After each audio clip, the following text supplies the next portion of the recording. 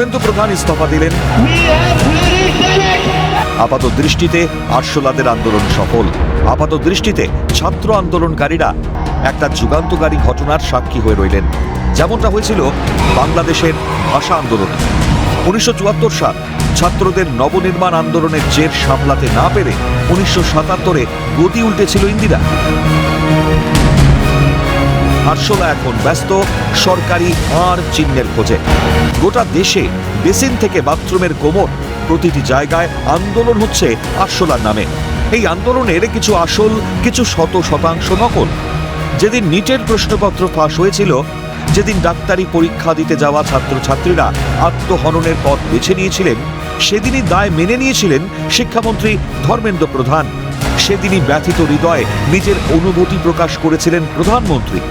তবুও আন্দোলন হলো। হাজার হাজার যুব পিৎজা খেতে খেতে ছবি তুলে গান গেয়ে আন্দোলন চালিয়ে গেল। সীমা লঙ্ঘনও হলো বটে, কিন্তু সহিষ্ণুতা দেখালো পুলিশ। আন্দোলন চালাতে লাগে পয়সা, পয়সা জুটে গেল।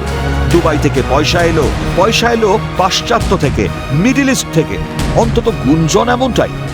তাদের আন্দোলন শক্তিশালী করলো পাক সোশ্যাল মিডিয়া ইনফ্লুয়েন্সাররা, যারা অপারেশন সিঁদুরের সময়ও অ্যাক্টিভ ছিল ভারত বিরোধী প্রচারে। আন্দোলনের রূপ রং অনেকটা নেপালে দেখেছিলাম আমরা, দেখেছিলাম বাংলাদেশ কিংবা শ্রীলঙ্কায়। যাই হোক, আরশোলাদের সব শর্ত মেনে নিয়েছে সরকার। আত্মহননকারী ছাত্রছাত্রীদের পরিবারকে টাকা দেওয়ার কথা মেনে নেওয়া হয়েছে। আন্দোলনকারী ছাত্রছাত্রীদের বিরুদ্ধে এফআইআর তুলে নেবার প্রতিশ্রুতিও দেওয়া হয়েছে। শেষ পর্যন্ত ধর্মেন্দ্র প্রধানও ইস্তফা দিয়েছেন। এবার আন্দোলন প্রত্যাহার করল ককরোচ। এবার তাহলে আরশোলা জীবন্ত জীবাশ্ম হয়ে নিজেদের কেরিয়ার নিয়ে ভাবনা চিন্তা শুরু করবে।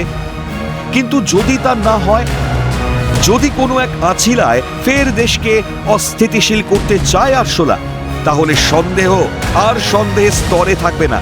তাহলে ধরে নিতে হবে অতীতের ছকে ফের সরকার বদলের নীল নকশা তৈরি হচ্ছে 7 সাগরের পারে। যার মধুভোগ করবে দেশের সেই অংশ, গেরুয়ার হাতে শক্ত দেশ, যাদের কাছে অসুবিধার কারণ হয়ে দাঁড়াচ্ছে। ক্যালকাটা নিউজ।